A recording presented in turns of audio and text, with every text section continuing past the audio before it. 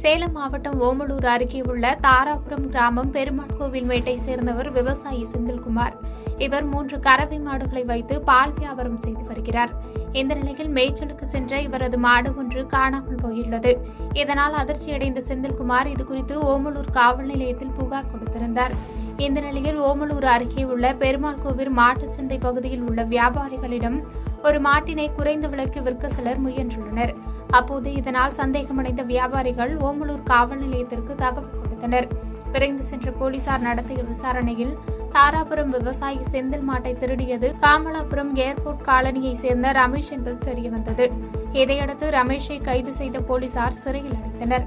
மேலும் பறிமுதல் செய்த மாட்டை உரிமையாளர் செந்தில்குமாரிடம் ஒப்படைத்தனர்.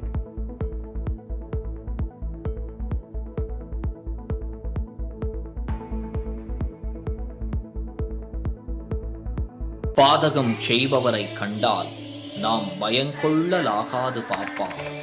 மோதி மிதித்து விடு பாப்பா, அவர் முகத்தில் உமிழ்ந்து விடு பாப்பா. அண்மை செய்திகளை உடனுக்குடன் தெரிந்து கொள்ள இணைந்திருங்கள் இயம்நாடு தொலைக்காட்சியுடன்.